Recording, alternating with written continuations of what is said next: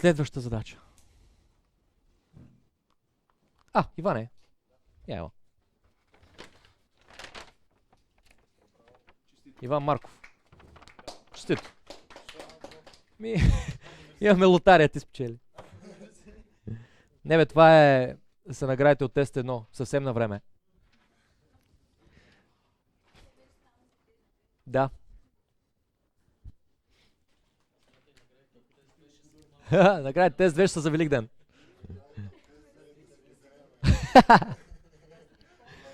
Да. Така. Следващата подточка, напишете метод, който елиминира дублираните стойности в служителите. Забележете нашите служители, какви са в момента.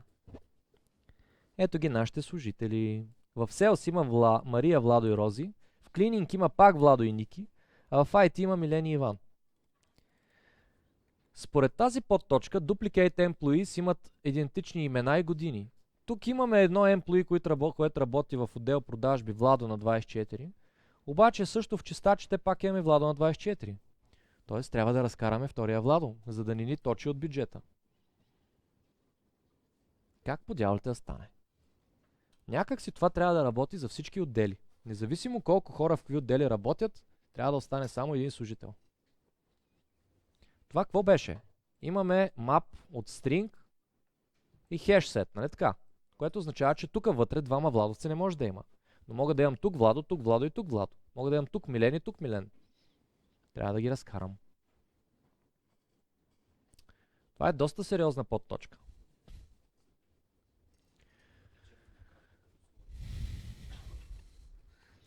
Представете си, че имате един компот. Един буркан с компот от какво? Аз знаех си, че някой веднага ще каже сливи. Компот от сливи. Искате да махнете определени сливи от буркана. Да кажем, искате да махнете, искате да оставите само трите най-големи сливи. Най-големите сливи искате да оставите. Трябва да бъдем професионалисти. Какво ще направите? Ще почнете да махате една по една и да ги сравнявате, или всяка с всяка. Това би било доста неприятно. Представете си, че имате друг буркан, в който имате цетка. Просто ще излезете първия буркан във втория и там ще паднат само водичката и, примерно, някакви сливи. Кои ще останат в първия буркан, тия дет не ви трябват, примерно. Изхвърляте ги и после да заливате обратно. Той ще използвате една цетка. Ние имаме един голям мап от хеш сетове. Искаме обаче от отделните хеш сетове да махнем някакви дублирани елементи. Ще налеем всичките служители в някакъв сет и така ще махнем дублираните. После, служителите, които са останали в този сет, те са уникални. Ще ги върнем в хешмапа. Това е единствения проблем, с който се сблъскваме. Как ще знаем в кой отдел да ги върнем вече тия? Ами няма да ги вкараме тогава в сет, а ще ги вкараме в мап. Ще ги вкараме в мап, където ключа ще е служителя, а велето ще е отдела. Така, еднакви служители няма да могат да влязат, защото служителя ще е ключа, но всеки служител ще си пази в кой отдел трябва да се върне после. И този мап ще ни играе ролята на нашата цетка. Значи някой път, като си отваряте компот, ще сетите за тая лекция. Сега ще ви начертая какво ще се случи. След това ще го напиша. Това е още един хубав пример, къде можем просто да използваме на готово функционалността от някакви колекции. И така да си решим някакви сложни, гадни проблеми. Хайде да видим какво представлява нашия сет. Нашият... Не сета, ето това. Employees. Това е мап от string и сетване. Нашият employees изглежда така. Имаме string и hash set. Нали така? Имаме sales. Вътре има какво? Мария, Владо и Рози. После имаме cleaning. И вътре има Владо и Ники. Накрая имаме IT, където са Милен и Иван. Това, което трябва да направя е да преобразувам този целия collection до същия, в който обаче няма повтарящи се хора. Затова ще имам цетка. За да имам цетка, трябва някак си да ги налея всичките тези служители в някаква колекция, в която служителите не могат да се повтарят. Обаче, за тия служители трябва да пазя и в кой отдел после трябва да ги върна. Затова няма да са в сет, а ще са в map. Но за да са уникални служителите, тогава служителят трябва да ми е ключ. Затова цетката ще изглежда така. Ще е map от employee и department, т.е. string. След което ще обходя всички тук и ще ги налея тук. Ще правя така. Мария в Sales. Владо в Sales.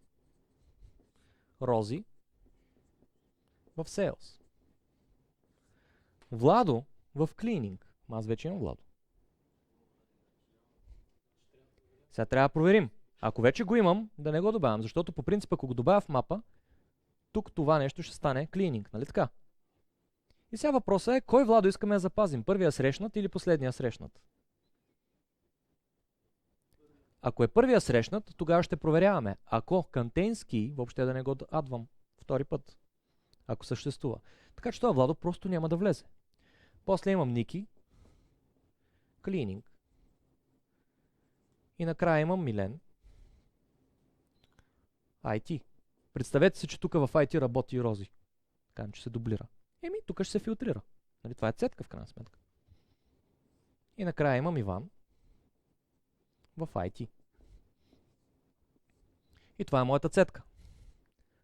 След като имам цетката, това, което трябва да направя, е да върна тези елементи обратно в съществуваща колекция. За да може вече във фирмата да... Представете, че през фирмата минава аудит. Гледа всички. Гледа Владо на 14 етаж, след малко гледа пак Владо на 16-я. И го изхвърля през прозореца. Просто го махате. Гледа Рози и тук. Представете, че тук има Рози. Тя просто няма да се добави тук, защото вече съществува. Роза е била на 10-я етаж, знаеш, пак Розаля, аре пак и тя, след Владо. И така накрая имаме едно Рози и един Владо винаги. Това, което трябва да стане, е да ги върна обратно в Employees. Да, ама аз не съм ги махал от там, което е проблем. Аз съм ги махал от тук. Веднага след като налея всичко в цетката, трябва тук да ги извадя. Тоест тук ще кажа clear,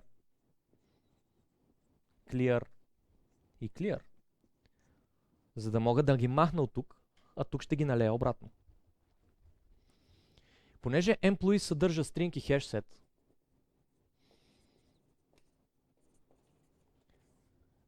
employee след тая процедура съдържа sales, cleaning и IT. Но тук са празни нещата. Те не са null, те са просто empty. Да, clear просто го прави да е empty. Точно така. Сега какво трябва да направя? Да обходя цетката и за всеки един такъв служител с департмент от employees да взема департмента и да добавя служителя.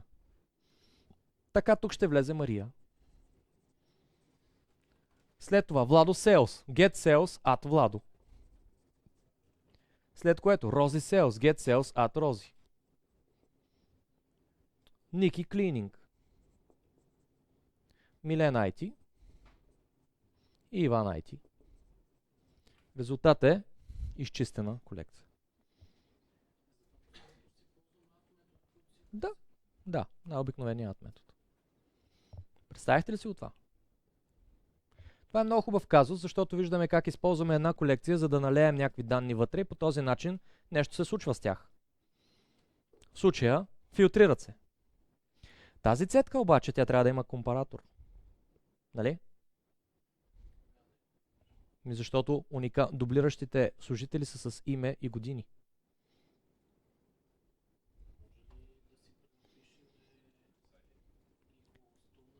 Така, можем да си презапишем equals и хеш код на employee. но те вече са написани да зависят от ID-то. Така че не. Това е проблем. По принцип, да, веднага това става хешсет и имплементираш equal си хеш код. Обаче, вече сме го направили, защото това беше още в една подточка от преди време. Затова това ще е 3 сет, защото само дървовидните конструкции изискват компаратор. Не мога на хешсет да сложа компаратор. И след като това ми е ясно, остава да го напиша.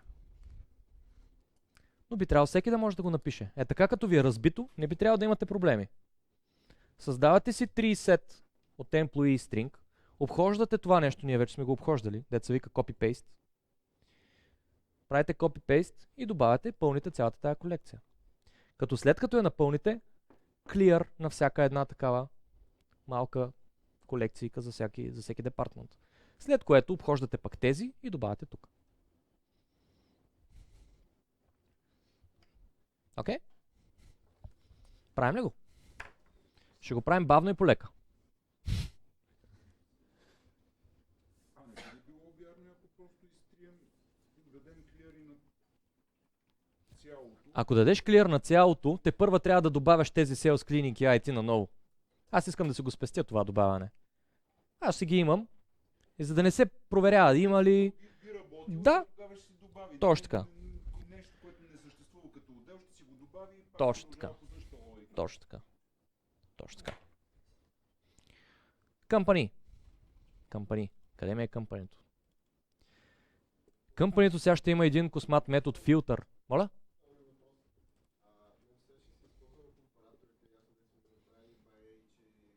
Не, ще ми трябва нов. Да. Не мога да имам комбинация от два компаратора. Ще ми трябва нов компаратор.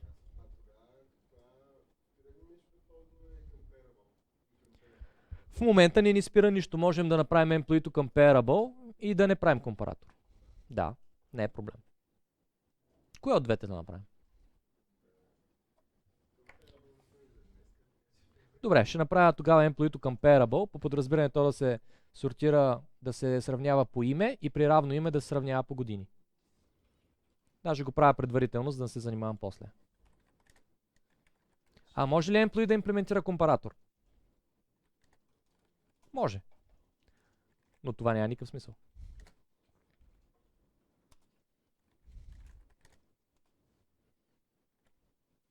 Имплементираме compare-to. Най-вероятно отиде най-долу. Return, не. Ако this get name, this.name compare to o.name равно на 0, return this.h минус o.h. В противен случай върни това. А така, при равни имена ги сортирай по години. Ако не са равни имената, ги сортирай по имена. Тогава е един и същ човек. Нали това е идеята? Duplicate employees have identical name and age. Ако са равни, просто няма ги добави.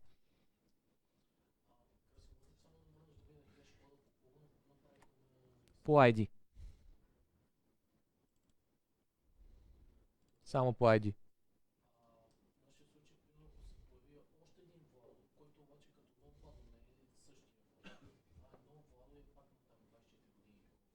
Няма влиза. Аудитори ще го фърлят през прозореца. Няма значение. Прав си. Няма да влезе в един и същи департмент, защото имаме хеш сет там. Но ако влезе в два департмента, аудиторите ще го изхвърлят. Ето виж, при нас двама владовци не могат да влязат в един и същи департмент. Въпреки, че съм го добавил. Забележи, че в демото в Sales съм добавил двама добре. Ако го направим като нов обект, ще влезе. Да. Мога да направя Владо 1 и 2. Ето така.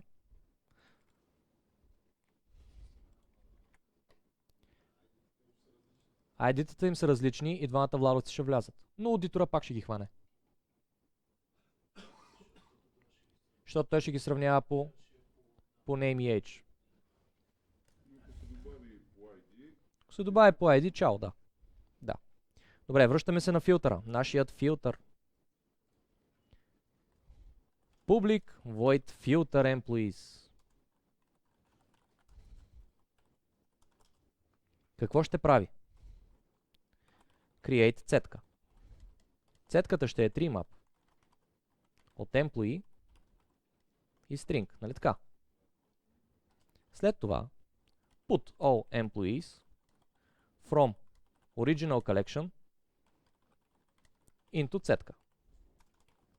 След което clear all departments in original collection. След което put back all employees from цетка to original collection. Това е нашия алгоритъм. Нали така? Чиста работа. Остава го напишем. И първа задача е елементарна. Аз си го написах това. 3 map цетка равно на нют 3 map. 3 map. Нужно ли е да подавам компаратор? Не. Ключовете ще се сортират по технията comparable имплементация. А тя е име и години. Чудесно. Put all employees from original collections into цетка. Всички от ето това трябва да ги налея. Аз някъде ги бях наливал вече. Спомняте ли си? Някъде. Ето тук. Нали? Това не е ли то? Хващам го. И правим така. Ама че тук ще е цетка. Добавям ги в цетката.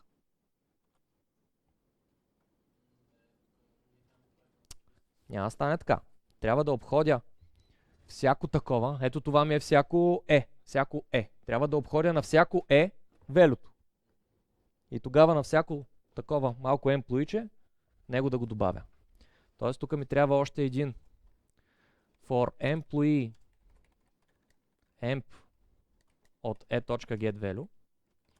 Тук трябва да кажа така. Цетка.put. Какво изисква? Employee и department. Трябва да сложа този emp и e.getKey. Отдела. Нали, ето този string e.getKey ми е отдела. Ето ще го напиша. String dep равно на e.getKey. Това е департмент. Разбирате ли? След което трябва да... Значи този код тук, този код до сега обходи това нещо с един for, втори for, вложения for прави това, обхожда тук. И всяка Мария, заедно с нейния отдел, я налива ето тук. Мария, Владо, Рози и така нататък. На ред 94, цетка.put, добавя ето тези елементи. След като приключи с всяко един ето такъв хеш сет, можем да го изтрием. Не е нужно да обхождам наново. Тоест ето тук след края на това цикълче, мога да кажа e.getValue.clear. Обхождам това, добавя Мария, Владо и Рози, цак, цак, цак, след което викам clear. И тук не остава никой. Все едно ги пъди от компанията, изкарвам ги на улицата, докато върви одита. И съм готов с цетката. Сейф.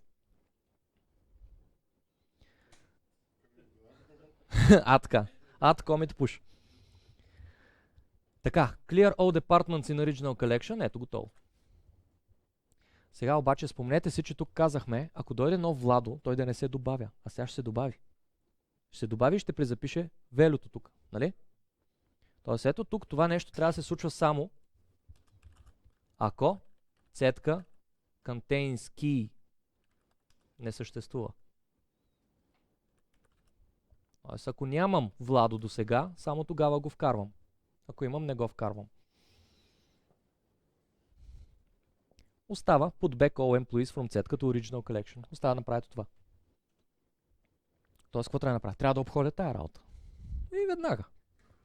Веднага я обхождам. For.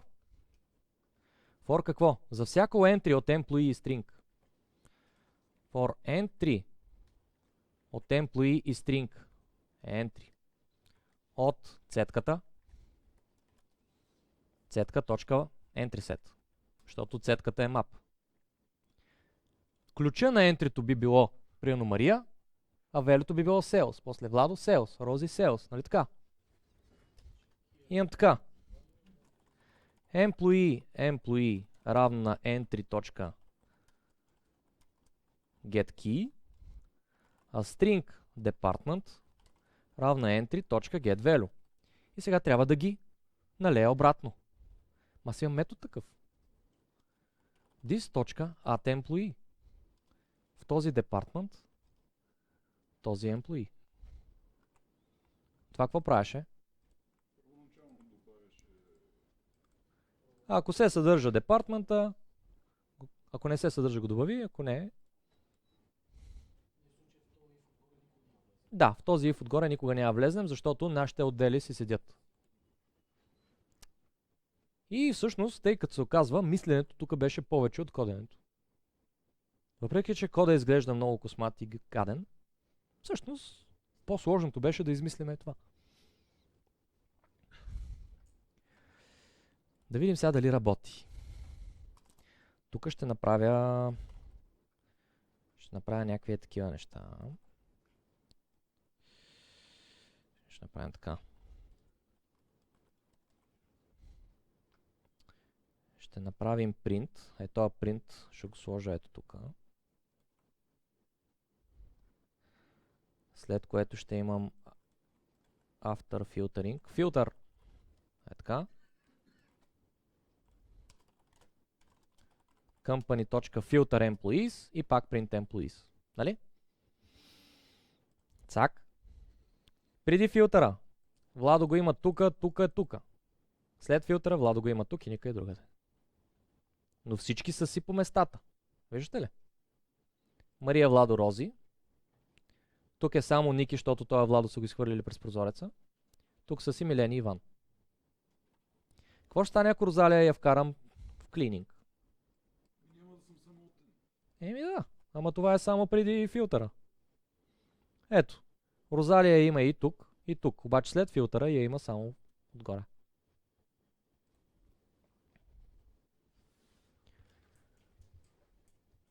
Не са ли страхотни колекциите? Страшни, по-точно казвам. Страшни във всички отношения. Тази задача е много хубава, защото вие трябва да съобразите. Теоретичните ви знания ви помагат тук да си решите задачата. Няма какво да му мислите толкова. Трябва да знаете теорията. Добре. Супер. Въпроси? Вкъщи ще си я пререшите тази задача наново. Изцяло. Можете да я направите по някакъв друг начин. Вместо служители и компания, може да направите IT Talents. Правите IT Talents, компанията, която има групи. Във всяка група има кадети. Обаче, един кадет може да посещава няколко групи. Им давам по някое време ще пуснете един одит да ги махнете. Също така можете да направите метод Change Group. Да го махнете от един хеш сет, да го сложите в друг. Да, можете да пуснете един тест 2, който да представлява една цетка. На рандом принцип разни хора да отлитат. Да. Но това е пак подобно нещо. Да.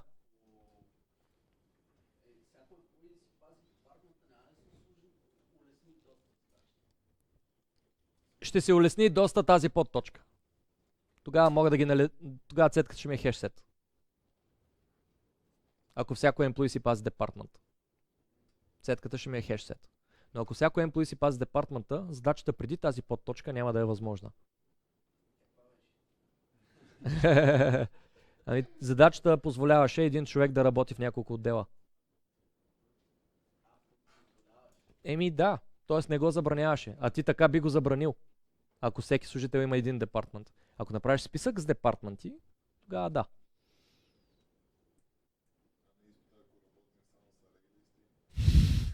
Да, в предната група ме питаха такива мизерии.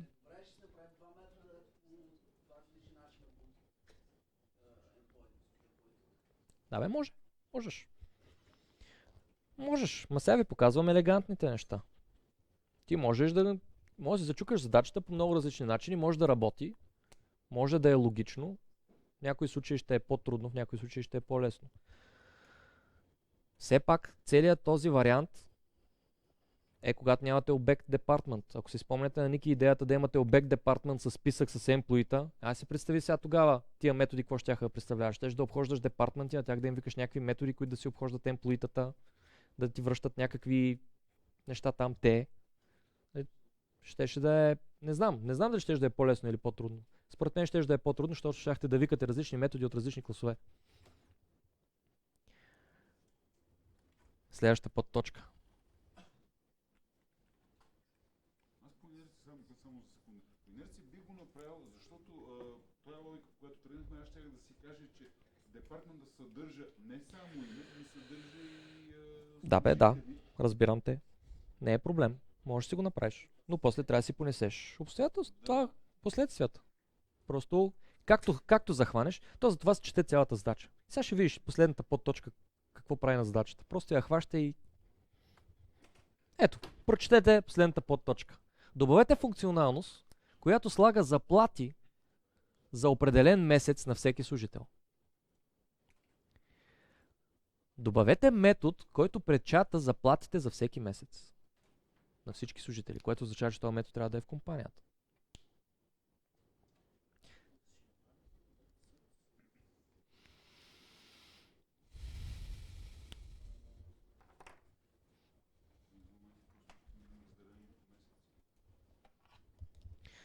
Сега веднага бихме си помислили, че в Employee бихме сложили един map. Месец заплата, месец заплата, месец заплата. И това би било всеки Employee, нали така? И това е окей. Можем да го направим така. Ма нали сме на практис и да покажем разни по-гадни начини, ще го направим по по-гадния начин. Всички ли разбират, че тривиалното решение е в Employee да сложа един мап от заплати? Хайде ще го направим. Понеже пише всеки служител да си има заплати за конкретен месец, това означава, че ни трябва регистър. Месец заплата, месец заплата, месец заплата. Значи трябва да използваме map. Понеже това го има всеки служител, просто в Employee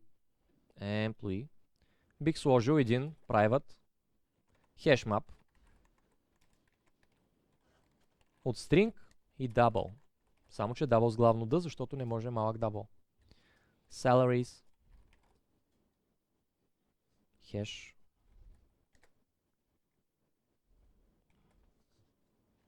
map. И тук би го инициализирал.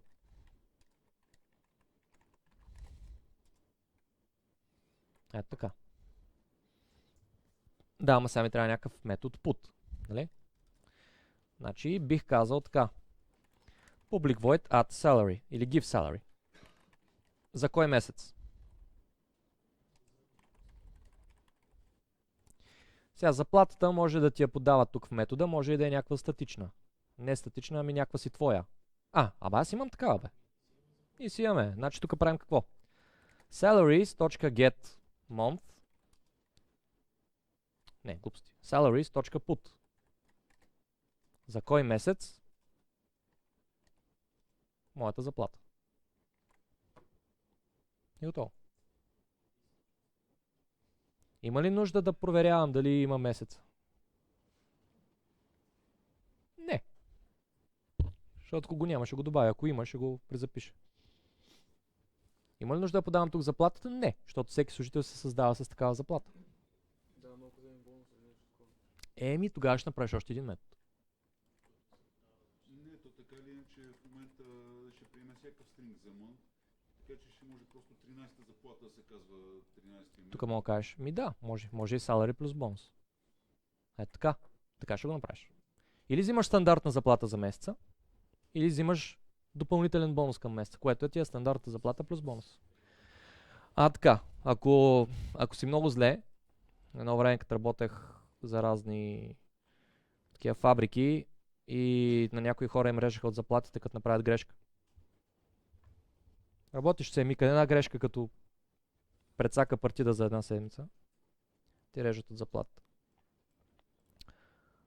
И тогава се базикахме, защото нали, програмите трябваше да бъдат user-friendly, idiot proof, защото всякакви хора, нали, не можеш да очакваш, че хора с висше образование ще работят в някой цех. И аз си казвам, нали, тук трябва да го направим така, че да не се допускат грешки и той менеджер ми казва, като допуснат грешка, 100 лева от заплатата и следващия път няма да допусне грешка. И аз бях такъв шокиран. Какво ще ми правим? Дабъл. Ма не, така няма стане. Тук трябва да е... Да, просто бонус ще се въведе с минус и тогава цето ще е прецакан. На лицето. Ти вече си прецакан, защото вземеш 850. Или има още една стойност наказание. Всякакви връзки с реални заплати, компании и хора са абсолютно случайни. И това няма нищо общо с реалната представа в момента за заплатите в IT сектора, искам ви кажа. Можете да започнете на 700 лева, може да започнете на 2200.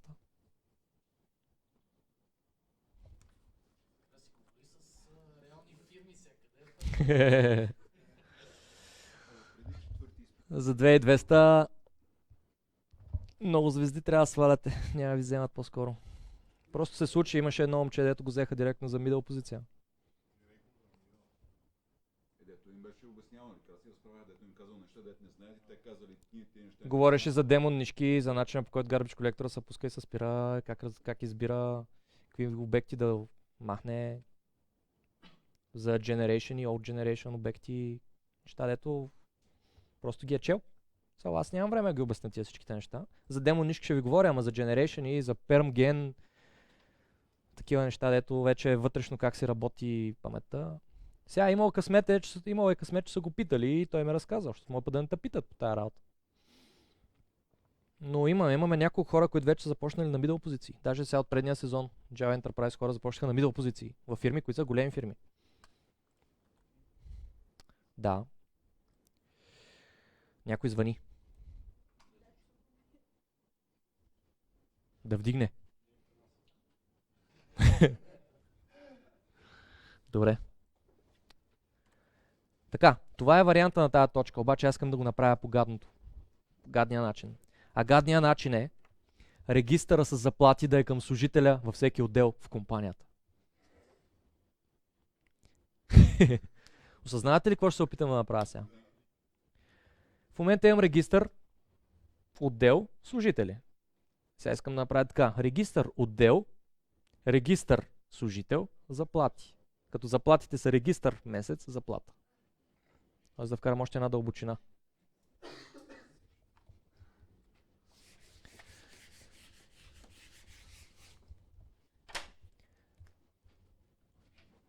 Виждам, че се забавлявате.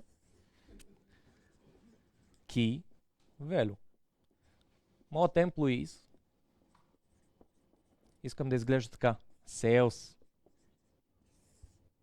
Value-то какво ще е? Value ще е списък с служители, но всеки служител си има заплати.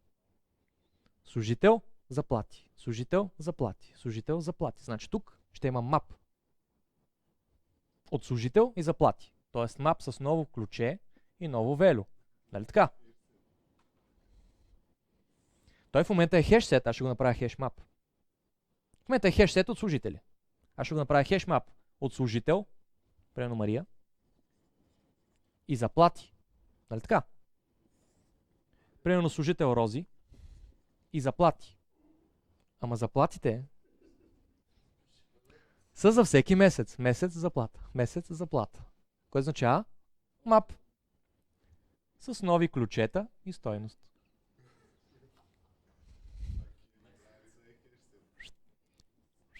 Е така. Януари 300 лева.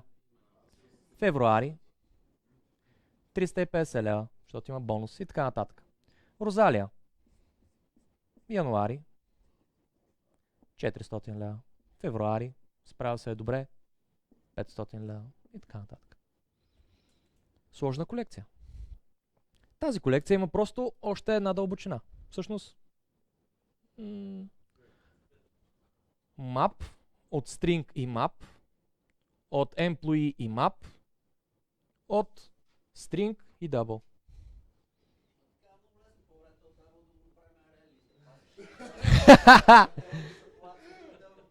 Да, може да е заплата. Ама виждали сте фиш? Фиша има данни, това може да е фиш. Фиша може да е обект. Или пък може да е арей лист с цифри. Пък за допълнително здравно. Пък данък не знам си какво. пък 0,06% на... Айде, сега толкова. Ама едно време се спомняте, когато ви говорих за многомерните масиви, че имаме градове. Всеки град има списък с улици, всяка улица е списък с къщички, всяка къщичка е списък с етажи, всеки етаж списък с апартамент, всеки апартамент списък с хора, всеки човек списък с бълхи и накрая можеше да броим краката на всички. Бълхи. Ако можем да го направим в една колекция. Значи както можеше да имаме един многомерен масив, така можем да имаме много сложна колекция. Как ще я напишем? Това ще е какво? Това е мап, нали? Какъв мап? Някакъв си хеш мап. Хеш мап. От какво? Няма да ми стигне това, между другото. Няма да ми стигне. Ключа какъв е? Ключа е отдел. String. String и хеш мап. От какво? Хеш мап е вече. Това е мап. Ето го, key value. Хеш мап от какво? Отварям тук и затварям тук. Мария е employee. Това е. Да, ама сега няма как да напиша employee. От employee и map. Нали? И хеш мап. От какво? От string и double. Ще ми стигне мястото.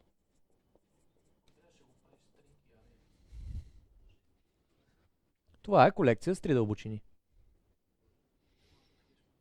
Хешмап от string и хешмап, от employee хешмап, от string и double. Колко е часа? Има време.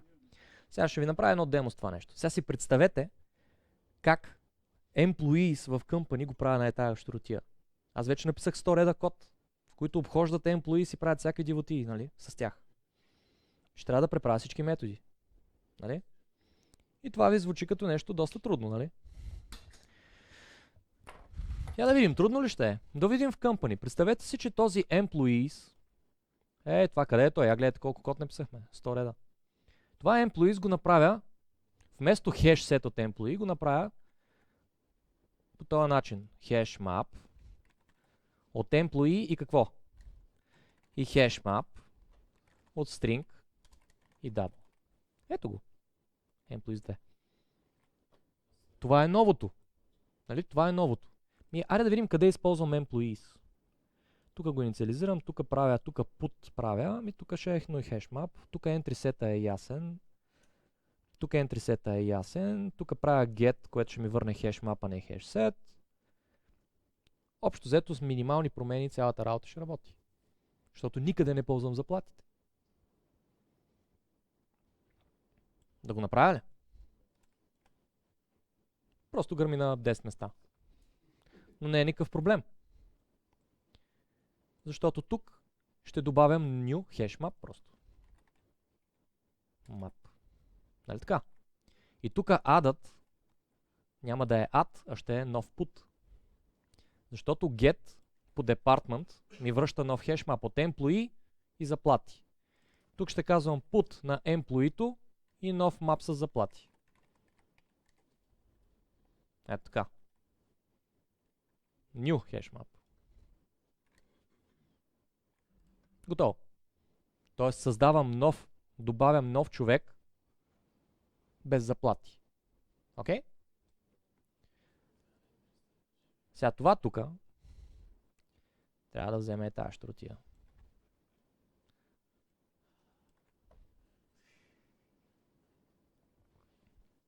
И тук това всъщност ще ми е map. И тук сега ще стане малко неприятно. Тук ще е entry от тази глупост. Entry от това. Emp entry.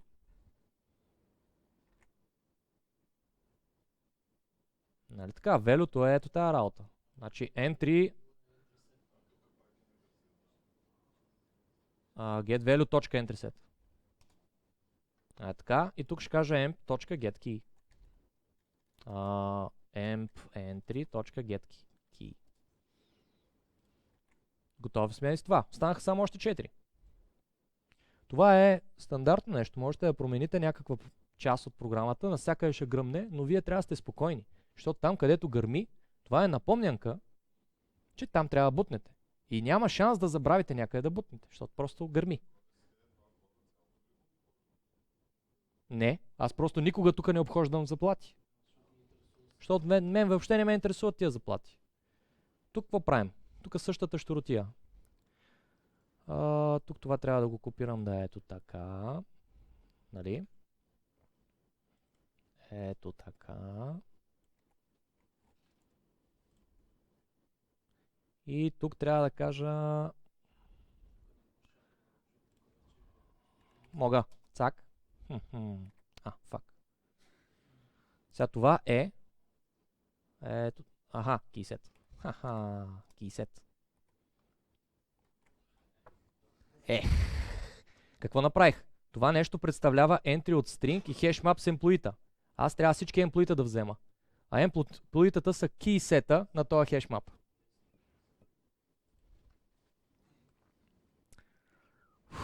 Тук какво трябва да направя? Бла, бла. Бла, бла, бла. Това е hashmap. Това е hashmap. От employee и hashmap от string и double. Нали така?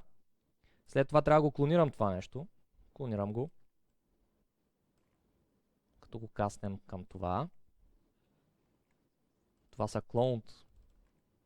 Не се отказвайте. Stay with me. И тук трябва да кажа какво. Какво трябва да правя сега? Трябва тия емплоита да махна уния емплоита. Трябва да кажа keyset. Keyset.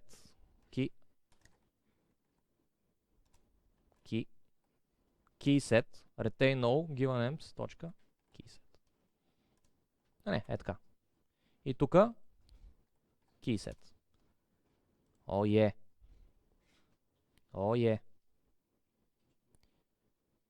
И сега вече стана досадно, защото тук трябва да правя абсолютно същото. Което правих вече 5 пъти. В предната група си го спестих. Ама, камаре тук. Понеже сте машини, вие ще го разберете. Няма и капчица сарказъм в това, което казвам. Ето така. И тук getValue.keyset.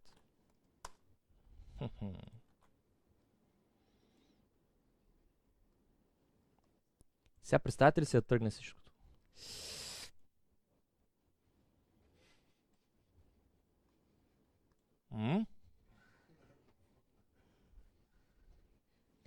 Спокойно, и аз не вярвах, че стане. Добре. Сега ще ви направя едно кратко демо на това как можете да добавяте и да обхождате такава голяма колекция. Примерно ето тук. Как мога да добавя нещо в тази колекция? Трябва да добавя ето такова нещо. С метода put трябва да сложа отдел и нов map. Нали така? След това трябва да взема по отдела този map и вътре да добавя ето такова нещо, което ще е втори метод put. Employee и нов map. После get по отдел, get по employee. Тук трябва да кажа метод put, заплата за някакъв месец. Окей? И да знам, що па не. Къде го сложа сега? Ще направя един метод do some dark magic. Ще го направя. И тук, защото Милен не искаш да е в конструктора, ще е в отделен метод dark magic. Какво ще правим? Първо, ще кажем така. employees.put. Ще добавим някакъв си отдел, примерно отдел. Какъв отдел нямаме? Logistics. В отдел Logistics ще трябва да вкарам какво? New hash map. Ето така. И съм създал ето това. Logistics. И тук няма никой. Това е празно, empty. Сега тук трябва да добавя един елемент. За да го добавя, трябва да взема хеш мапа. А мапа мога да го взема така. employees.get logistics. Нали така? Това връща този новосъздаден хеш мап. На него мога да му кажа put какво? Служител с неговите заплати. Ето това. Сега тук ще сложа едно entry Мария с new hash map. Тоест тук ще кажа put Мария. Ма къде е Мария? Няма я. Аз ще я взема от демото. Миме. Къде си? Ето е Мария. Тук ще си добавя една Мария, така да има. И тук ще кажа put Мария с new hash map.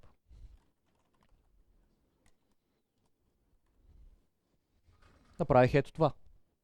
Сега обаче как да добавя заплати на Мария?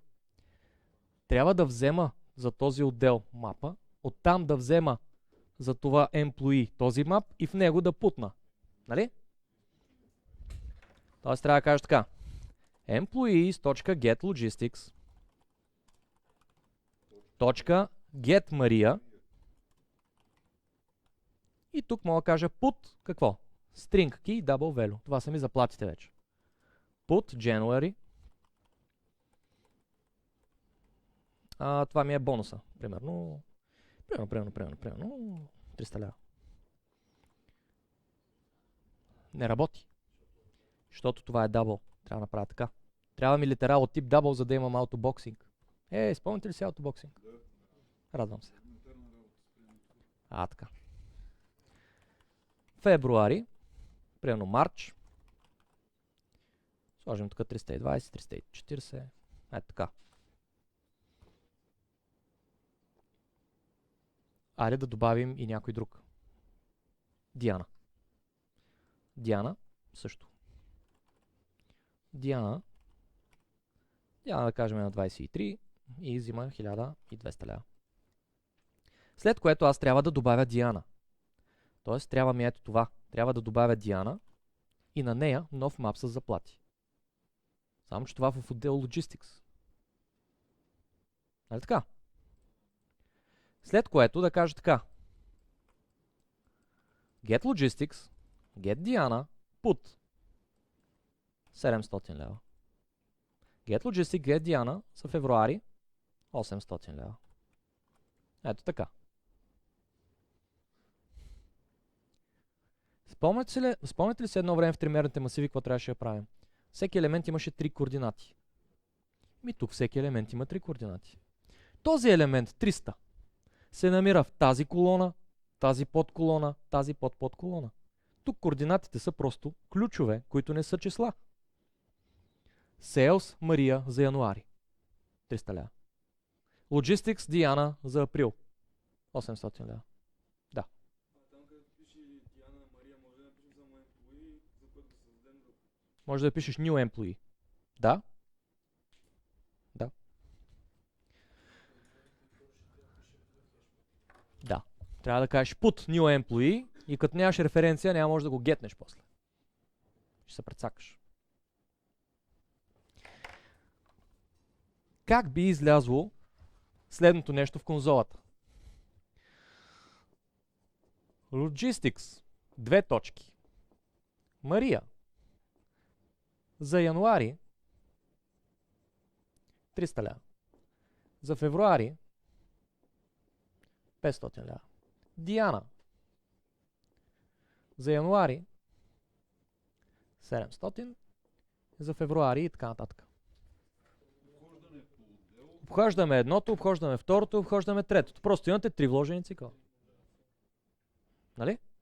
Не е някаква болка за умиране. Много. Тоест, първо трябва да си обходим employees. За целта ни трябва entry от тази щуротия. Цялото.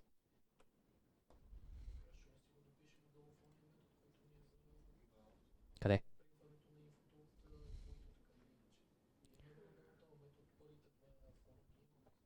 Прав си. Print employees прави първите 2 неща. Спомняте ли си? Ама това е в Do Some Dark Magic сега. Ама ти хубаво ме подсещаш, вместо да го пиша на ново, ще си го копирам. Сега ще го допиша. Просто ето тук ще допиша още нещо. За всеки Logistics, тук няма да е така, а ще е така, плюс 2 точки. Нали, за да е точно като в Да е точно като на дъската. Това е отдела, нали така? Сега обхождаме какво? Сега си играя го променяш. Много си прав. Махам го всичко и го пиша на ново. На чисто. Милене, какво направихме? Изгубихме време. Така, обхождаме. For entry, map entry от какво? От string, string и тази щуротия. Това са едно. От къде? От employees.entrySet. Департмента е e1.getKey, нали така? System.out e1.getKey плюс две точки. Това е департмент. Сега за всеки департмент трябва да обходя този хешмап. Нали така? За да обходя този хешмап ми трябват ентритата, които са от кой тип? От този тип. От employee и втория хешмап.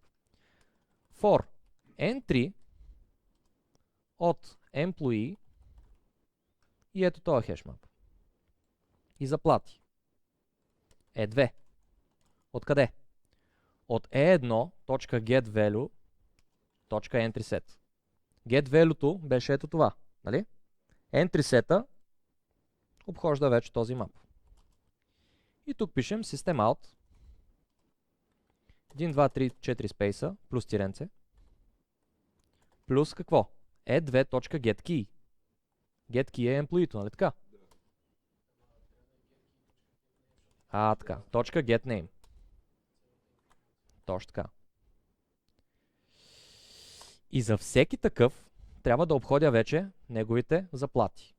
Тоест, for entry от какво? String и double. E3. От къде? От e2.getValue.entrySet. e2.getValue беше този map. EntrySet-а на този map представлява двойки string double. И тук пишем SystemOut 1, 2, 3, 4, 5, 6, 7, 8 звездичка плюс e2.getKey, което не, e3, извинявайте. .getKey, което е месеца, тиренце, плюс e3 getValue, което е заплатата.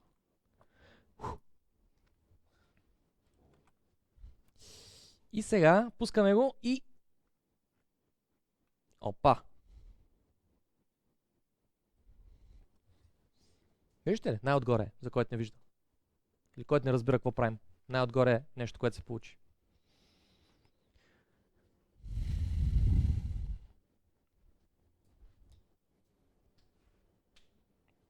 Можете да имате много големи вложени такива структури. Обикновено повече от 3-4 нива, най-вероятно няма да ви се случи.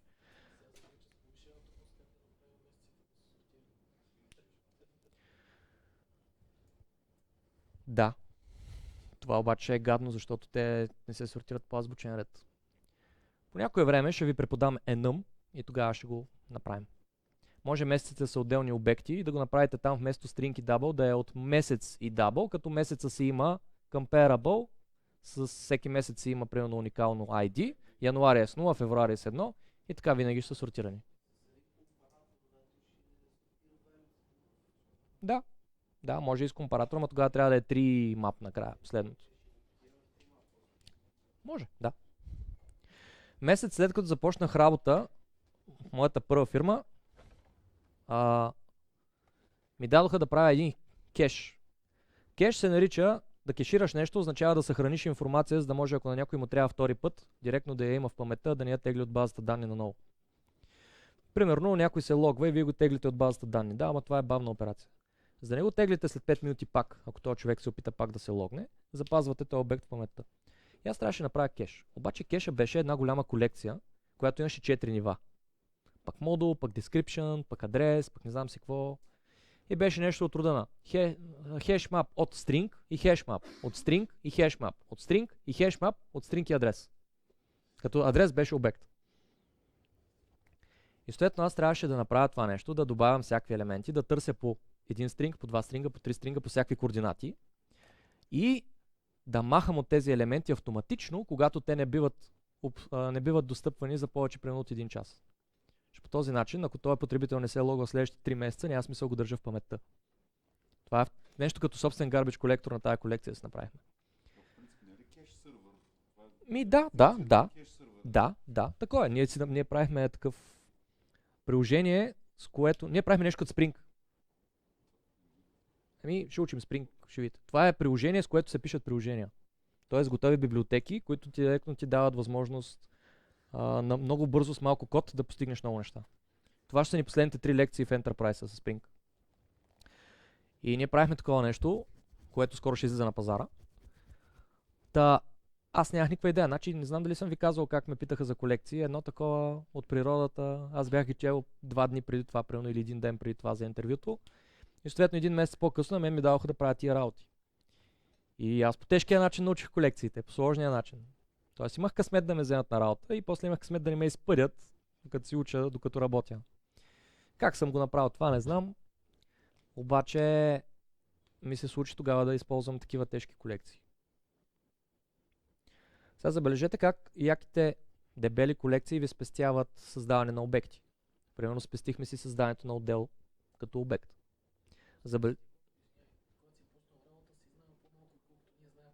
Да. Като почнах работа, никога не бях дебъгвал през живота си, не знаех какво е брейкпоинт. Имах много теоретични знания, но малко практически. Вие сигурно вече сте писали много повече код, отколкото аз, когато започнах работа. Но все пак за това сходих на 20 интервюта, нали? Защото за нищо не съм ставал. И за това сега всичките тия работи, които аз не ги знаех и са ми трябвали, сега ви ги казвам. Между 2 и 3 курс. Лятото между 2 и 3 курс. Благодаря. Благодаря, но да я знам. Какво беше? 2006 завърших 12 клас. Значи 2008-2009. 2008. Сега е 2017, 9 години. Да. Така, сега между другото един колега, който... Сега ще ви кажа, не искам да налагам никакви мнения, просто ще ви разкажа интересна история. Имаме малко време. Мой колега от университета работи в една фирма, голяма, тя ни е партньор. И работи там вече е някакъв project manager. И наскоро започва работа на ново момче, което му е подчинен. Това момче ни е също колега от университета. Обаче той е почва junior developer. Просто защото едно време, когато той започна работа втори курс, аз започнах между втори и трети, той започна между първи и втори. Това е моя колега. Изкара някакъв, мисля, че от Нарс някакъв курс. И сега му е подчинен нашия трети колега, просто защото нашия трети колега, той беше от тия, дето на първи ред винаги са в университета, винаги ходят на всички лекции, на всички упражнения. Той беше казал, не, аз ще завърша, ще прави магистратурата и тогава ще почна работа. И съответно така и направи, направи с магистратурата и почна работа. Обаче сега е junior developer при моя колега. Това е просто интересно стечение на обстоятелствата. А мен пък друго интересно стечение на обстоятелствата, ми се случи да преподавам на мой съученик, с който сме сядали заедно в гимназията. Той просто е в момента в другата група в JavaScript. Сега като бяхме на курса по Git, той в момента учи при Ники JavaScript. Сезон 5, също мой съученик от Велико Търново, беше там до Мариева беше. Завърши първенец, с което нямам нищо общо. Научеше, но да, беше завършил география, паралелка география, работеше логистик и сега работи в АДАТА. И той така гледаше и си казваше, о, човек, това няма научаване. Към да, добре. Да решим ли... Не. Това с годините не ми го хвали. Значи, дед казва, добри, за да учиш програмист 5 години. Учиш лекар, пак 5 години. Учиш лосер, 5 години. И басите, всички професии са еднакво трудни, че се учат точно 5 години. Не, ние твърдим, че за 5 месеца може да стане. Не всеки може да го направи, но може да стане. Така. Тази задача последната е с стека. Съвсем елементарен, затова, понеже имам 5 минути, да я решим за 5 минути, Можем ли? Трябва ни някакъв текст, който да покаже дали всички отварящи скоби си имат свои затварящи. Оле, правим го. Стана ли ясна тази задачка? Вижте колко е дебела, а? Искате ли да видим колко код сме написали днес? За целта трябва да вляза в Documents, Season 7, Java 3 Workspace, A2, 2, Lesson 24, SRC, добре. Desktop, не, Documents, Season 7, Java 2 Workspace, Lesson 24. Я да видим LS, SRC и bin. Така, CD SRC и вече съм в папката. Имам пакет Company. И сега влизаме в нета. Linux count Java lines of code. How to count all the lines of code in directory. Цачец. Ctrl-C. Ctrl-V. Само че тук звездичка.java. 304 реда код. Искате ли да видите колко съм написал от началото на курса до сега?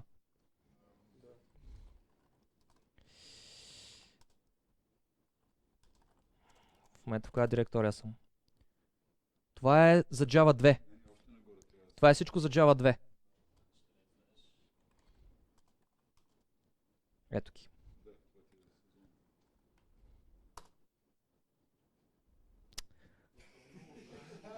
Тук има тук има такова.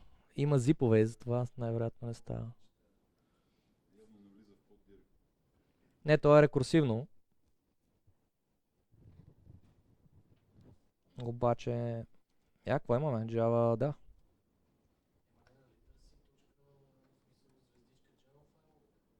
Да, ама явно архивите не ги отваря и поради някаква причина. Ето го, open, някакви no such file or directory, което е странно. Power Rangers, Fibonacci, ох майко. Но, мога да видя в Season 6.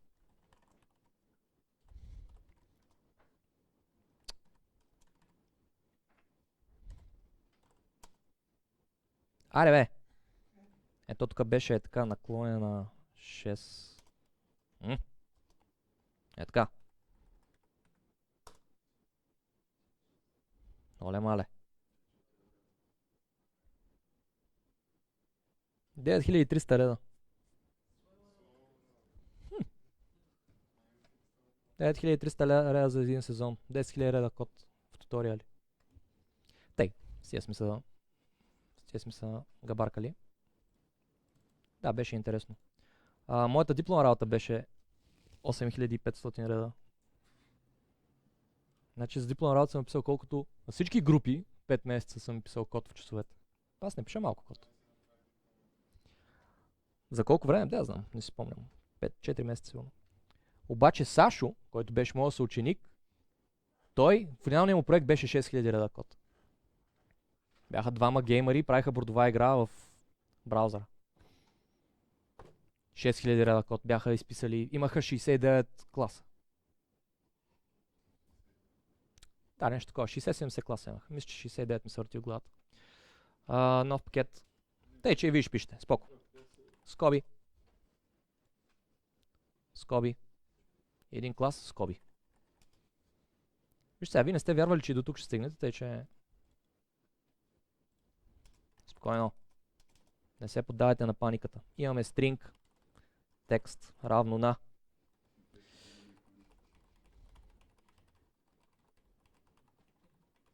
Е това нещо. Това силно с небачка.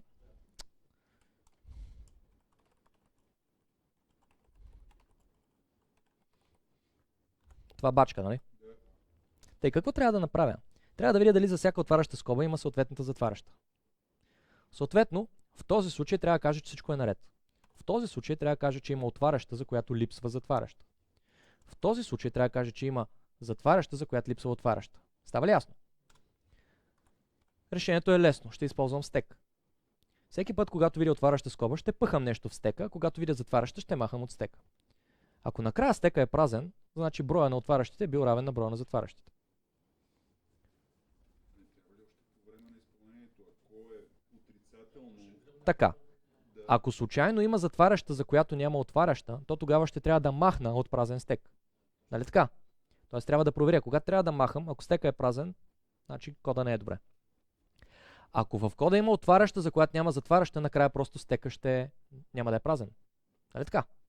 Да, Зара.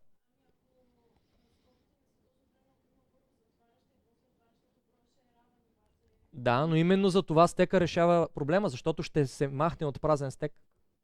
Аз ще проверя дали махам от празен стек. Той ще създам един стек. Стек от какво? От стринг. Не, то няма никакво значение какво ще слагам в стека. Нали? Елемента в стека няма никакво значение. Стек равно на стек.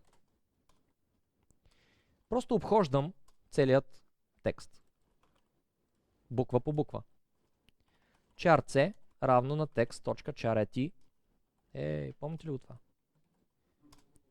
И сега трябва да проверявам. Ако случайно C е равно на отваряща скоба, то тогава stack.push какво?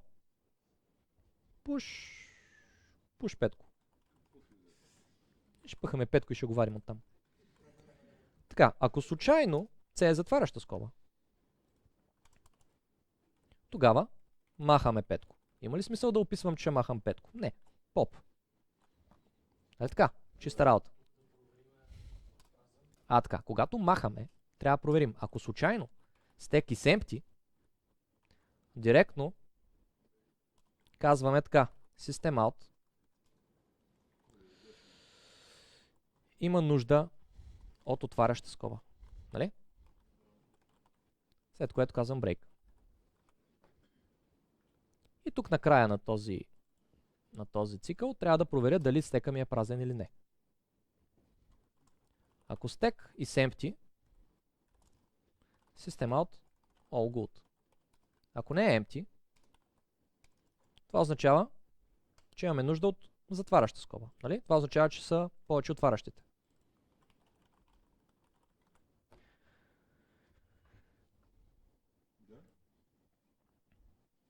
Изглежда като да е окей. Ама не е окей.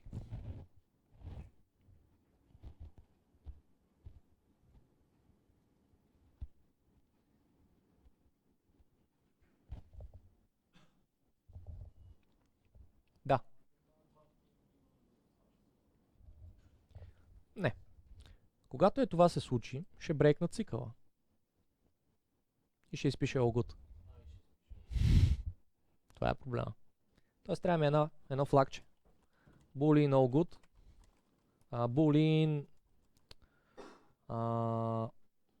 много затварящи. Равна false. Ако случайно това се случи, значи много затварящи е равна true. И само ако това не е вярно, ако много затварящи не е вярно, да не съм видял равно на false, само тогава проверяваме тия работи. Да, вече работи. Това е код от лекция 5, примерно. Нали, ако знаехте стек лекция 5, това спокойно можеше да го напишете. Честно казано, мен този код много по-макефи. Не е ли супер як? Просто запълва повече празното пространство. Това е разхвърляно, грозно, има ръбове. Много е неприятно. Пускаме. All good. Слагаме една отваряща още. Пускаме. Има нужда от затваряща. Слагам тук една затваряща. Пускаме. All good. Слагам пак отваряща. И слагам затваряща отпред, преди нея. Пускаме. Не, просто някъде е съвпаднало, да. Слагам затваряща тук и после отваряща. Пускаме. Пак all good. Хайде да ги броим. Най-вероятно заради това, да. Тия се бият. Тия се бият, тия се бият, тия се бият. После тия се бият. Тук е 1, 2, 3, 4, 5, 1, 2, 3, 4, 5 и тая се. Всичко е наред. Баси, топа човек не мога да го прецака. Аре бе, умри. Имате нужда от затваряща. Ако сложа така, е така. Имате нужда от отваряща. Нали? В Кодилити има един сайт Кодилити, където има предизвикателства. И когато решите някое предизвикателство, ви дават сертификат и можете да си го сложите в LinkedIn профила. И ние с Ники веднъж решихме 150 човека в света са я решили само. Ние бяхме 150 и 151. И ни даваха сертификат. Всеки месец излизат такива. Една от тези задачи беше нещо много подобно на тая. Имате скоби в определен патърн, определен шаблон и трябва да кажете дали текста, който ви е подаден, отговаря на този шаблон. Като шаблоните могат да бъдат там подлежи се на някакви правила и вие можете да ползвате който език искате. Трябва да стане с константна сложност по памет и с, мисля, че с линейна сложност по време, нещо е такова. Имате ограничения за сложността, минават се едни тестове, гледа, пуска там 3 милиона стринга, примерно, да види как ще работи. Много е яко. И получавате сертификатче. Но една задача беше много подобна на ето това. Сега като гледам скобите и се сетих. Решава се с тек. Чиста работа. Сега какво научихме днеска? Много е важно да придобиете умението за използване на правилна колекция. Тоест да си задавате въпроси, коя колекция да ползвам. Това е първото нещо, което трябва да направите. Второ, не се страхувайте от сложни колекции. Няма нищо страшно. Те са като многомерните масиви. Обхождат се с вложени цикли. Просто не трябва да се губите. Затова чертаете. Не си забравяйте тетрадката и химикала. Много малко хора вече си водят записки. Което не е добре. На тест 2, първия 1 час, може би, ще е хубаво само да мислите и да пишете. Аре, 1 час може би е много. 30 минути, 40 минути. Просто това е много важно. Да си разчертаете, да знаете какво правите. Не забравяйте да си пишете алгоритми на методите. Пишете си тудута. За да не забравяте нещо. Примерно тудута за валидации. Като ви остане накрая време, пишете валидации в конструкторите. И така. Видяхме collections.sort. Видяхме написане на компаратори. Видяхме retain all. Видяхме add all. Бая неща видяхме днес. Следващия път вътрешни класове, статични класове, private класове, анонимни класове. И още нещо, освен това нещо, ще трябва ли да вземем преди? Не. Но тези анонимни класове ще ви помогнат да си пишете компараторите. Ще видите как мога да създавам обекти, за които нямам класове. Ще е много интересно. Те се наричат анонимни класове. Класове без име. Ще правя обект от тип, който няма име. Магии. Но заредете маната за следващия път.